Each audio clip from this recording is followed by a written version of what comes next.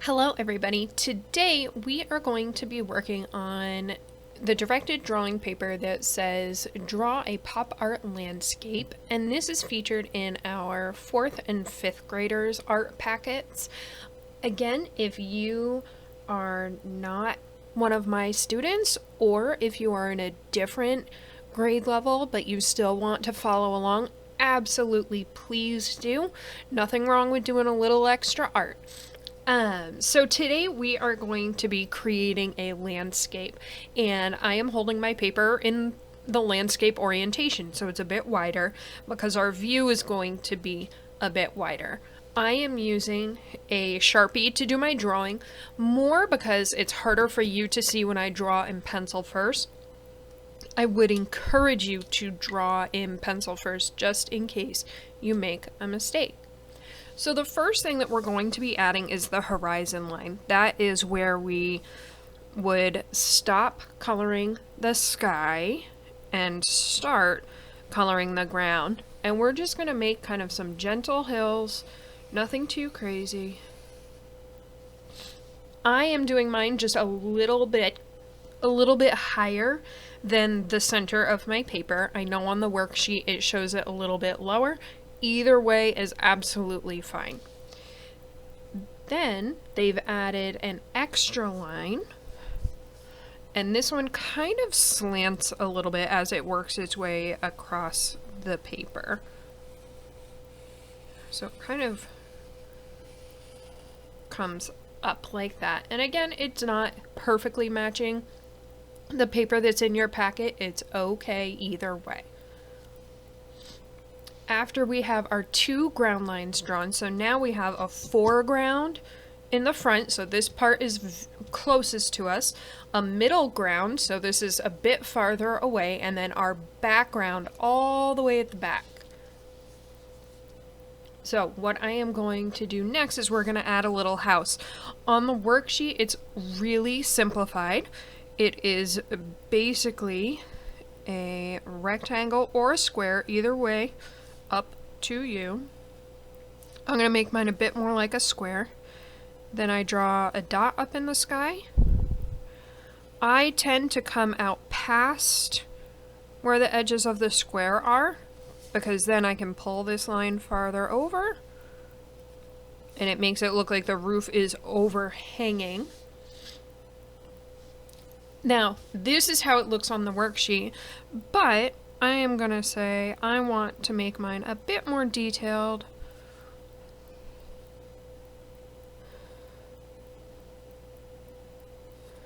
So I am just going to add a little bit more to my artwork. After I add the house, we're going to add some tree trunks and branches. So we curve up, and then they added almost like a curved zigzag line. And again, this is fairly simplified compared to if we were drawing a super realistic landscape, but in the style of pop art, a lot of times it is simplified. This is going to be more of a bush, so it's not going to go up quite so high.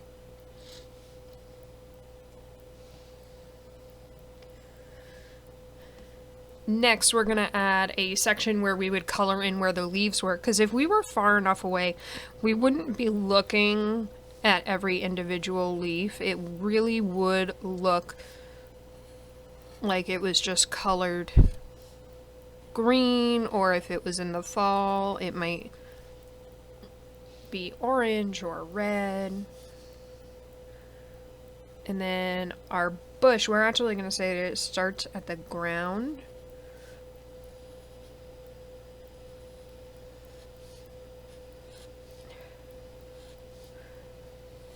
And that looks more like that. There might be a tree over here in the corner. I made my house a bit closer, but I think I can still fit it. So we're going to make this one look like there's a tree off to the side, going off of our paper. Next, what we're going to do is we're going to fill this foreground a bit more, because right now it's just all one solid color. We are going to be adding some flowers, so it's going to look like we are standing super close to them. And we're just keeping this with simple shapes, kind of more in the style of pop art, and we're going to make them big because they are close to us. So I'm going to make this center of a flower as an oval.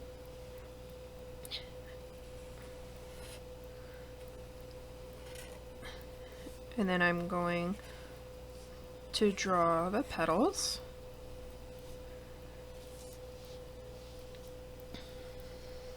Okay, I might add a tulip shape.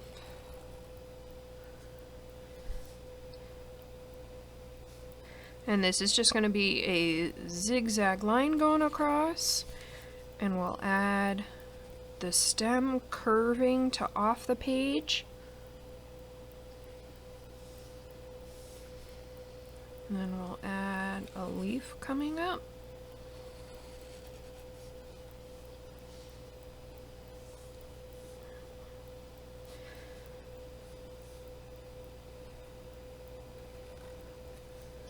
So I am trying to make my flowers go in different directions a little bit.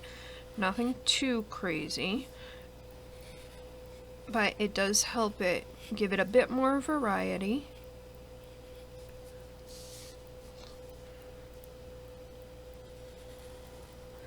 This is going to be almost like a blade of grass coming up, and maybe I'll add another one. After that, maybe I'll make it a pattern, so flower, tulip, flower, and then I will add another tulip coming in. So I know on the worksheet it shows it in certain spaces and certain orders, but you are more than welcome to kind of make this your own. You don't need to follow it exactly. It's more just giving you the idea. Now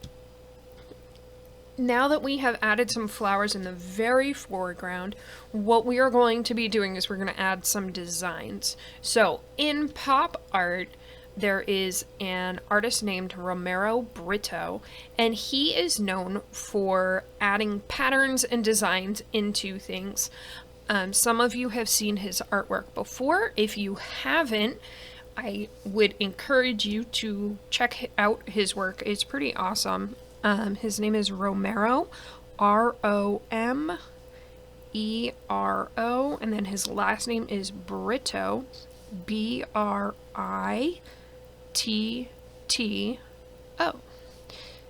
And I just love the bright colors that he uses and the patterns and design that he utilizes in his artwork.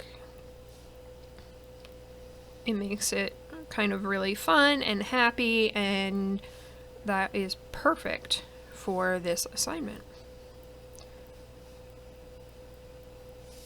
Okay, so I put just some stripes in that one.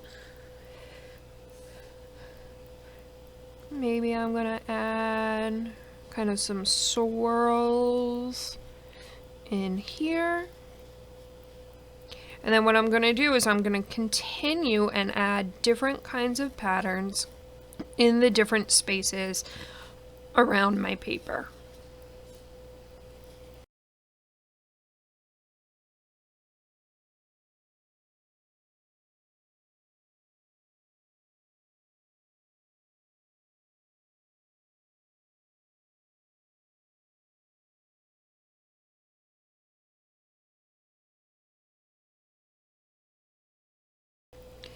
Now that I have finished all of my patterns, what I am going to start to do is I'm going to start to color. Some of the things that you want to keep in mind as you are coloring is you want to make sure that you're doing your very best work. So in here, where there are these different stripes, I would not color these all the same color. I would maybe alternate between two colors. So I have a regular green, and I am using crayons to color.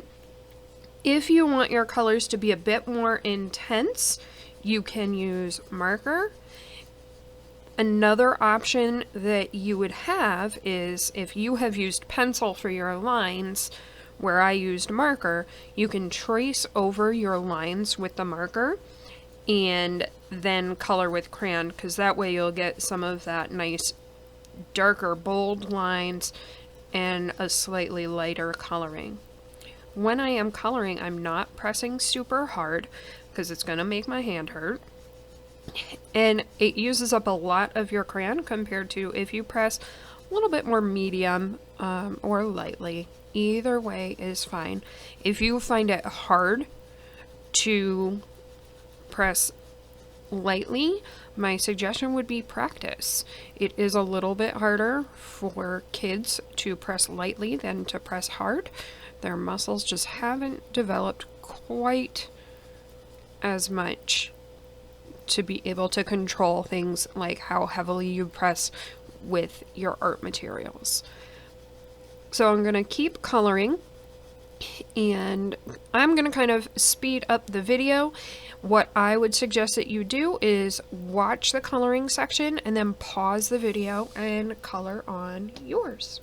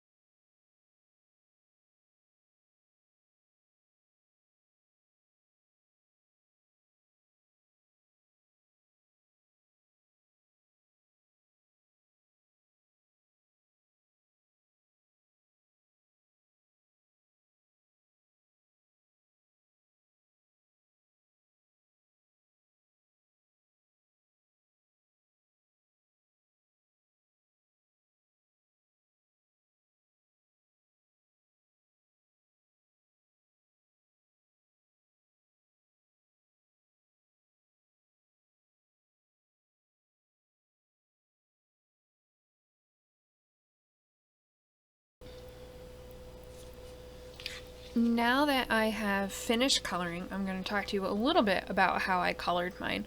What I did, and you can notice it in the house, the tree, my sky, and my flowers, was I didn't use different colors. What I did was I changed the value of the color by pressing lightly or pressing firmly.